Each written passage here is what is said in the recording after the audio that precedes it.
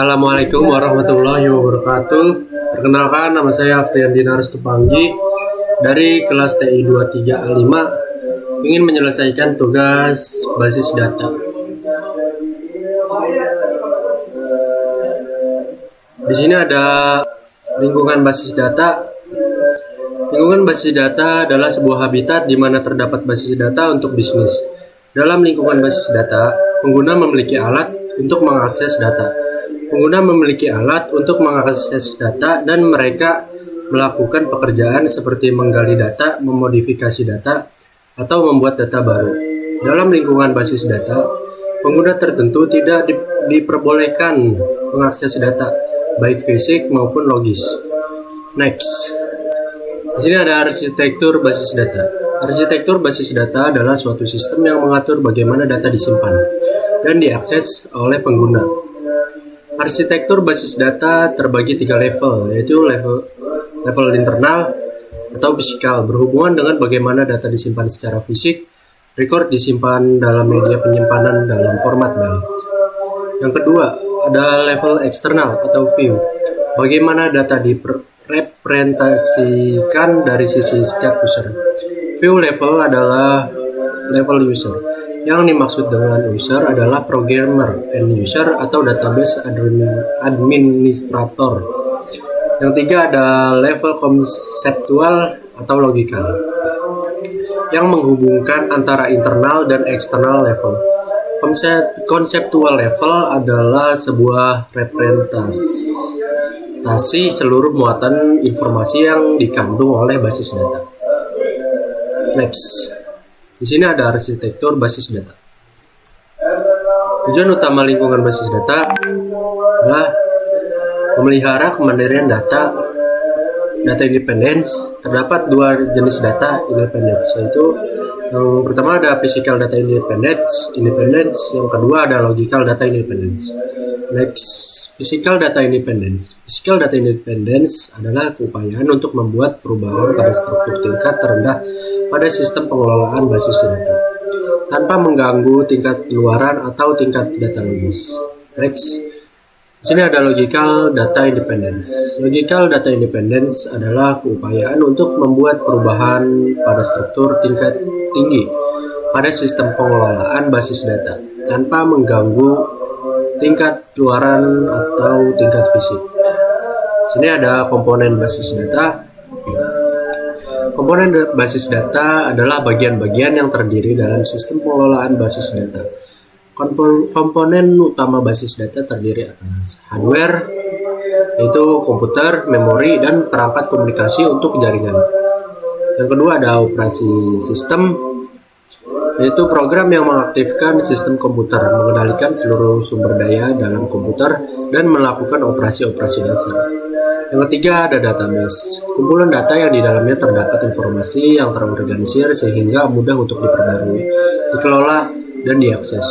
Yang keempat ada sistem, aplikasi atau perangkat lunak, software yang mengelola dan mengendalikan sistem basis data, termasuk pengelolaan skema, pengelolaan data, dan pengelolaan akses. Yang kelima ada pengguna, user, pengguna yang mengakses dan menggunakan sistem basis data. Next. Sini ada pengertian DBMS, Database Management System, atau yang disebut juga DBMS, adalah perangkat lunak yang digunakan untuk mengelola data dalam suatu basis data.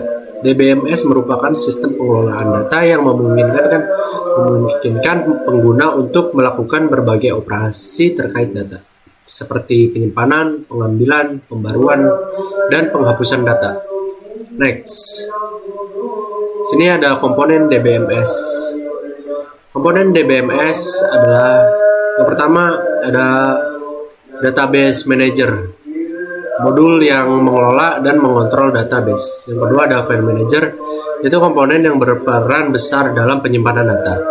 Yang ketiga ada query processor, yaitu komponen yang menerjemahkan perintah ke dalam bahasa query ke sebuah instruksi low level dan mengoptimalkannya.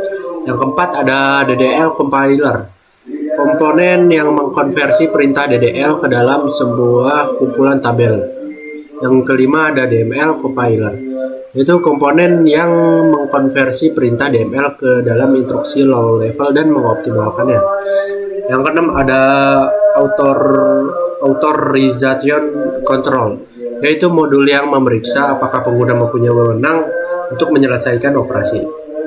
Selanjutnya ada fungsi DBMS. DBMS memiliki fungsi utama seperti memudahkan user mengelola database dan memanipulasi data yang di dalamnya.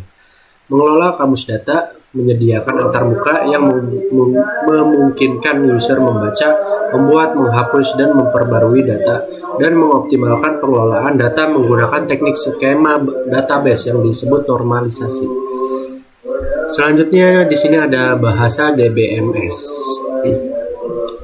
Pertama ada Data Definition Language.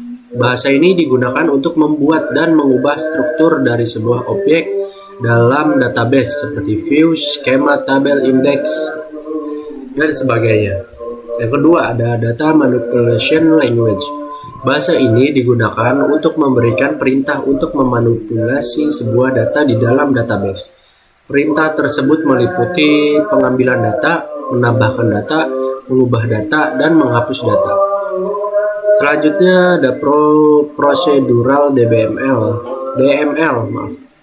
Pengguna mendefinisikan langkah-langkah eksplisit untuk memanipulasi data. Selanjutnya ada Non-Procedural DML. Pengguna hanya mendefinisikan apa yang perlu dilakukan tanpa langkah-langkah eksplisit. Selanjutnya di sini ada model data flat file. Penjelasan model flat file adalah struktur penyimpanan data yang menggunakan satu file tunggal untuk menyimpan semua informasi. Contoh model flat file bisa berupa file CSV atau separate files, di mana setiap baris memiliki nilai-nilai terpisah oleh koma. Selanjutnya ada kelebihan dan kelemahannya. Kelebihannya adalah kesederhanaan, mudah dipahami, dan cocok untuk data dengan struktur sederhana. Kelemahannya adalah meliputi kesulitan dalam mengubah data kompleks. Slide berikutnya ada model data hierarki. Penjelasan hierarki. Model struktur hierarki basis data adalah satu model yang data disusun menurut struktur pohon. Puncak dari hierarki disebut dengan root, sedangkan entitas atau interface di bawahnya dikenal dengan sebagai induk, parent. Contoh hierarki. Contoh struktur organisasi hierarki adalah hal yang umum saat ini, terutama bagi perusahaan raksasa atau jaringan perusahaan multinasional dalam hal mengelola jutaan karyawan, unit produk, dan pasar. Selanjutnya ada kelinihan dan kekurangan hierarki. Kelebihannya kejelasan tentang peran dan fungsi, produktivitas yang tinggi, dan operasi yang lebih terkontrol. Kekurangannya keputusan yang lambat, kurang fleksibel, kepuasan kerja yang rendah. Slide berikutnya ada model data jaringan. Penjelasan model data jaringan adalah model basis data yang dirancang sebagai pendekatan yang fleksibel untuk mewakili objek dan hubungannya.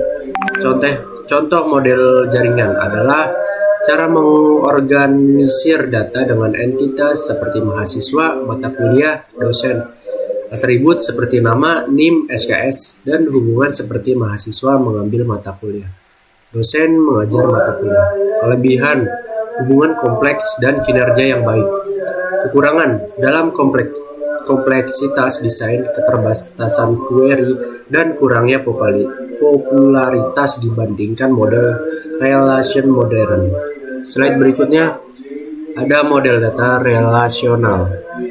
Penjelasan model relasional adalah struktur data dengan tabel-tabel yang terkait melalui kunci-kunci. Contoh model relasional database seperti MySQL, PostgreSQL. Kelebihannya mengelola data kompleks, fleksibilitas query dengan SQL, mempertahankan iterasi data, kekurangan performa, mungkin kurang efisien untuk beberapa operasi yang melibatkan banyak join table. Slide berikutnya, model data lainnya.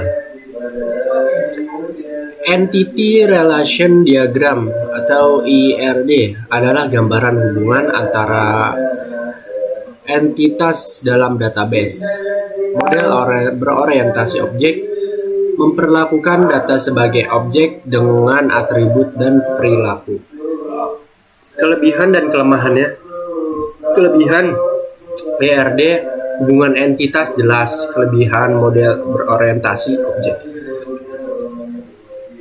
pemrograman terstruktur. Kelemahan ERD bisa kompleks, sedangkan model berorientasi objek memerlukan pemahaman lebih dalam. Terima kasih. Wassalamualaikum warahmatullahi wabarakatuh.